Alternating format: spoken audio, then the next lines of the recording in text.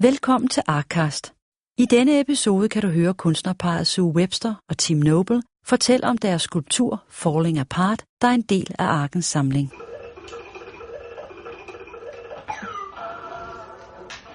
You have to destroy things to be able to rebuild them in your own language, I suppose, to understand things. You create your own world. There's an element of that goes on with our relationship. It's a real relationship, both in terms of a natural relationship and in terms of a working relationship. They're all entwined. But it also makes it very volatile. It's not easy, is it?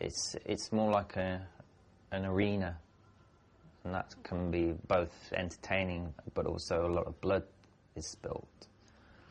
So I think it's quite intense, our relationship. And I don't know if anyone gives a shit about that, but it's not always easy. But I think that ultimately the destructive forces that are around are also kind of highly creative. You know?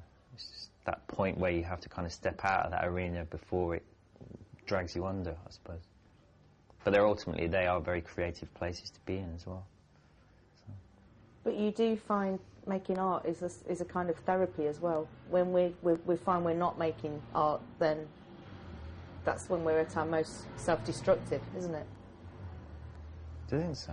Yeah, it probably is. When we're not making stuff. We actually had a big fight. We had a really big fight. And we smashed up a lot of things in the room. We demolished the whole room in about half an hour. Massive fight. Throwing things, yeah. Smashed a chair, smashed a telephone. We drank some tequila, hadn't we, as well, so... Yeah. Everything got smashed. The whole room got smashed up. We just went insane. So, I think the next day we were kind of full of shame and guilt, and we sort of got a lot of the pieces and built a piece of work out of it. And the piece of work was called Falling Apart. It's kind of in a perpetual state of never been quite finished. And that's the piece that the museum owns. Yeah, we had a fight, we trashed everything, and then we threw it away. And then I woke up the next morning and thought, God, this is really good material, because we use a lot of trash. Everything's a possible material, isn't it, to use in making a work of art. So it just felt a waste to throw it away, so we brought it back in again, and then we built a sculpture from it.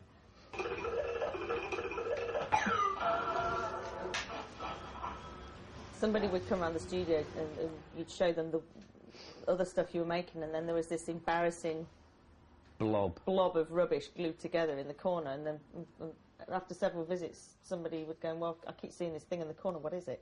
And we were incredibly embarrassed by it, weren't we? We didn't know that it was art. We didn't consider it art. We just thought it was a thing that we made. And the other stuff was art. The other stuff was more serious. This thing we just didn't... This was a thing on the side while we made the proper stuff. Well, we made proper art, yeah. And then we suddenly showed somebody, we switched the light on and it made the shadow, and it was like, people were just knocked out by it.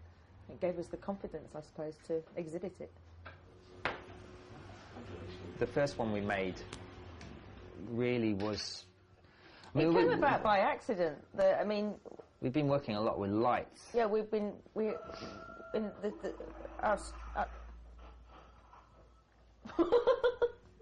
Is that somebody's mobile phone ringtone?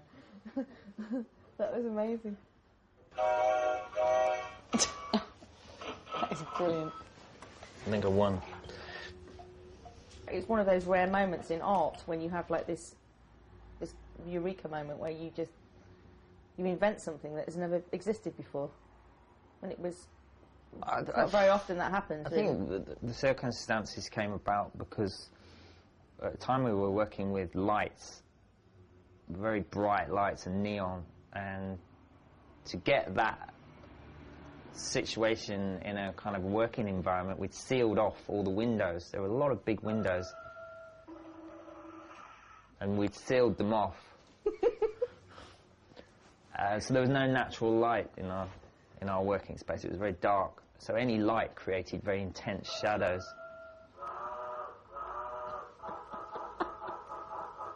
I think that's probably where it was kind of born.